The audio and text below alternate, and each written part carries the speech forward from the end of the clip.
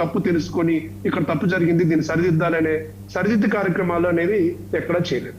And అలాగే ఇక్కడ protest కి ఎగ్నెస్ట్ గా విద్యార్థుల మీద లాఠీ చార్జ్ చేశారు, లేకపోతే ఇంకోటి జరిగిందంటే ఇప్పుడు వైఎస్ జగన్మోహన్ రెడ్డి గారు ప్రభుత్వంలో ఉన్నప్పుడు అసెంబ్లీని ముట్టడిస్తామంటే ఒప్పుకునే వాళ్ళ,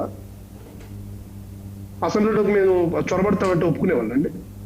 ఒప్పుకోరు కదా. దానికి ఒక లా అండ్ ఆర్డర్ లేకపోతే దానికి ఒక పద్ధతులు ఉంటాయి కదా. పార్లమెంట్ లోకి ఇంతమంది మాబ్ వెళ్ళిపోయి లోపల దూరిపోతామంటే పోలీసులు దాన్ని నిలువరించాల్సిన బాధ్యత ఉంటుంది కదా. అది దేశ భద్రత కదా. ఆ గుంపులో ఎన్ని అకృత్యాలు ఎన్ని దుర్ఘటనలు జరిగాయో మీరు కూడా మీడియాలో చూస్తున్నారు. పోలీసుల మీద అలాగే మీడియా వాళ్ళ మీద ఎలాంటి దాడులు జరిగాయి అనేది ఒకసారి మీరు ఆ వీడియో క్లిప్పింగ్స్ అన్ని కూడా చూపిస్తే జనాలకు కూడా అర్థమవుతుంది. జనాలకు ఆల్రెడీ తెలుసు.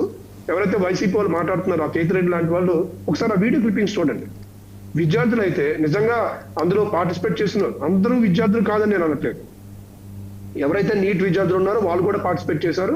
వాళ్ళకు తోడుగా సంఘ విద్రోహ శక్తులు కూడా తోడయ్యారు.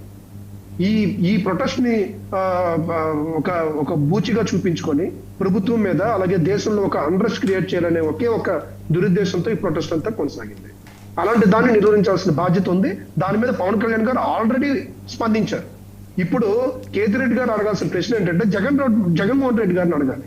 అయ్యా జగన్మోహన్ రెడ్డి, మన మంత్రి కొడుకు ర్యాష్ డ్రైవింగ్ చేసి ఒక చావుకి కారణమైన వ్యక్తిని చంపిన అందుకు కారణంగా సీదిరప్పలరాజుని అరెస్ట్ చేయలేదు.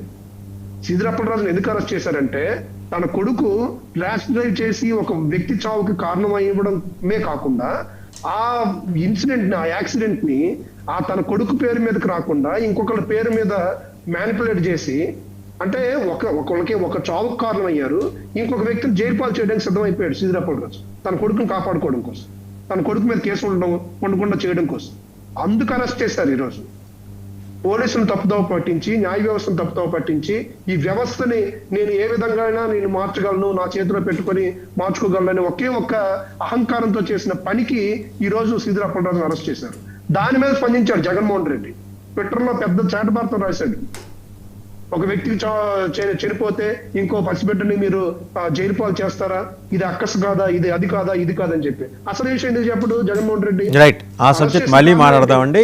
ప్రస్తుతం దీని మీద మాట్లాడుతున్నాం కదా, ఇది నీట్ మీద. ఒకసారి జగన్మోహన్ రెడ్డి గారి మీద ఆయన మాట్లాడారు కదా, జగన్మోహన్ రెడ్డి కూడా క్వశ్చన్ చేయాలి కదా.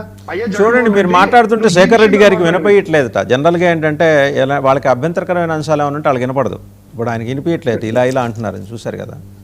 సో ఏమన్నా వాళ్ళకి అనుకూలంగా ఉండేవి చెవిలో ఏది పంచదార పోసినట్టుంటే వినిపిస్తుందేమో.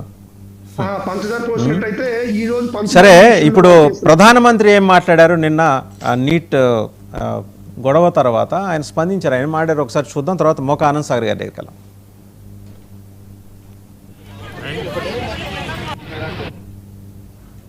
मैं जानता हूं कि पेपर लीक ये कोई मामूली विषय नहीं है। लाखों विद्यार्थी और उनके अभिभावकों के लिए बहुत ही पीड़ादायक है और इसलिए पेपर लीक घटना से अब तक पिछले 2.5 महीनों में अनेक विध कदम उठाए गए, गुनहगारों को पकड़ा गया है, वे जेल में पड़े हैं। हमारा सबसे महत्वपूर्ण जिम्मा था कि विद्यार्थियों का 1 वर्ष बर्बाद न हो। तत्काल परीक्षाएं लेना बहुत जरूरी था। सरकार ने अभी पूरी शक्ति का उपयोग करके कम से कम समय में 22 लाख जितने विद्यार्थियों के एग्जाम हो जाए इसका प्रबंध किया और अभी 5-6 दिन पहले 19 तारीख को रिजल्ट भी आ गया और देश भर में उत्तीर्ण हो गए विद्यार्थियों की खुशियों की खबरें भी आ रही हैं। लेकिन हम वहां पर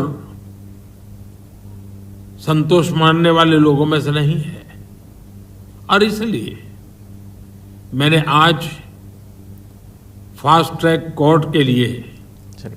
विभागों को निर्देश दिए थे. సో చాలా క్లియర్గా చెప్పారు మోకా ఆనంద్ సాగర్ గారు. ఫాస్ట్ ట్రాక్ కోర్టు ఏర్పాటు చేస్తాం, 15 రోజుల లోపల వీళ్ళ సంగతి ఏంటో చూస్తాం, దునుమాడతాం మొత్తం ఈ దీని వెనకాల ఉన్న దుష్ట శక్తుల్ని అని చెప్పి స్పష్టంగా చెప్పారు. విషయం ఏంటంటే ధర్మేంద్ర ప్రధాన్ ఆ శాఖ మంత్రి, కానీ దాన్ని క్యారీ అవుట్ చేసేది మొత్తం దానికంటూ ఒక వ్యవస్థ ఉంది, సిస్టమ్ ఉంది. ఆ సిస్టంలో బ్యూరోక్రాట్స్ ఉన్నారు. బ్యూరోక్రాట్స్కి కూడా ఈ స్థాయిలో ఎక్కడ లీక్ కాలా. అది ఎవరైతే ఆ పేపర్ సెట్ చేశారో వాళ్ళు లీక్ చేశారు. వాళ్ళు రాజస్థాన్ కోటా ఉంది రాజస్థాన్లో, మనకి గుంటూరు ఒకప్పుడు ఎడ్యుకేషన్ హబ్, తర్వాత నెల్లూరు, ఆ తర్వాత హైదరాబాద్, ఇప్పుడు కోటాకి షిఫ్ట్ అయింది. ఆ కోటాలో ఉన్న ఈ అరాచక శక్తులు వీళ్ళందరూ కలిసి చేసింది. బ్యూరోక్రసీ ఇన్వాల్వ్మెంట్ లేదు ఇందులో, లేకపోతే మినిస్ట్రీ ఇన్వాల్వ్మెంట్ లేదు. సరే, ఎనీహౌ ఫైండ్ అవుట్ చేశారు, వాళ్ళని తీసుకొచ్చారు, they caught and they sent to jail. ఇంత అయిపోయిన తర్వాత ఇప్పుడు జరుగుతున్నారు అక్కడ అటు students and anti social elements. ఏంటంటే యాంటీ సోషల్ ఎలిమెంట్స్ అందరినీ స్టూడెంట్స్ లాగా చూపించే ప్రయత్నం చేస్తారు. స్టూడెంట్స్ వేరు, వచ్చిన 4 లక్షలు 5 లక్షల్లో మహా అయితే ఒక 50,000 ఉంటారేమో. జనైన్గా వాళ్ళకి ఇబ్బంది జరిగింది, వాళ్ళు బాధ వేదన ఎదుర్కొన్నారు, తల్లిదండ్రులు వచ్చారు. సో ఇదంతా పరిగణలోకి తీసుకున్న తర్వాత ఇంత జాప్యం జరిగింది ఎందుకు ప్రధానమంత్రి మాట్లాడటానికి? ఎందుకు అంత ప్రతిష్టకు పోయింది ఎన్డీఏ ప్రభుత్వం? ఆ రోజు పార్లమెంట్లో చర్చకు మేము అనుమతిస్తున్నామని ఆయన చెప్పారు. అదేదో ముందరే చెబితే అయిపోయేది కదా.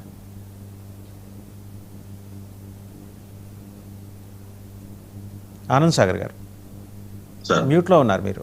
ముందుగా మీకు ప్యానల్ ఉన్న పెద్దలకి ఓకే. హృదయపూర్వక నమస్కారం సార్. మీ వాయిస్ చాలా లోగా వచ్చింది, నాకు సరిగ్గా వినిపించలేదు. ఏదో ఒక ప్రశ్న అడిగాను సార్, నాకు వినపడేలాగా వినిపించలేదు సరిగ్గా. వాయిస్ వినిపించట్లేదా? ఒకసారి ఇంకోసారి చెక్ చేసుకోండి మీ టెక్నికల్గా, మీకు అక్కడ ఏమన్నా ఇబ్బంది ఉందా? ఇప్పుడు ఓకేనా? మీ వాయిస్ బాగా లోగా వినిపించింది. ఒకసారి పీసీఆర్ విల్ ప్లీజ్ అడ్రస్ అండి. ఓకేలాగా ఓకే. సో అక్కడ ఏదో ప్రాబ్లం ఉన్నట్టుంది. ఏంటంటే ప్రధానమంత్రి మాట్లాడారు, విద్యార్థులు సంఘ విద్రోహ శక్తులు ఇద్దరిని వేరువేరుగా చూసి మనం ఈ వ్యవహారం గురించి మాట్లాడాలి. ఎందుకంటే వచ్చిన 4 నుంచి 5 లక్షల మందిలో మహా అయితే ఒక 40,000 నుంచి 50,000 మంది స్టూడెంట్స్ ఉంటారు, లేదా వాళ్ళ తల్లిదండ్రులు కూడా ఉంటారు, వచ్చారు కాదంట్లా. బట్ యాంటీ సోషల్ ఎలిమెంట్స్ ఎక్కడి నుంచి వచ్చేసినాయి? ఖతార్ నుంచి, లేకపోతే దుబాయ్ నుంచి ఈ స్విగ్గీ జొమాటోల్లో వీళ్ళకి ఫుడ్ ఆర్డర్సు. అండ్ ఆయన ఖలిస్తాన్ నాయకుడు బిట్టు ఉన్నాడు, ఆయనైతే నేను $1 మిలియన్ నేను అనౌన్స్ చేస్తున్నాను ఇది దీనికని. బంగ్లాదేశ్ నుంచి Jamaat-e Islami official press release ఇచ్చింది, భారతదేశంలో ఉన్న ఈ ఆందోళనకారులందరికీ మా సంపూర్ణ మద్దతు. ఇది మన అంతర్గత సమస్య.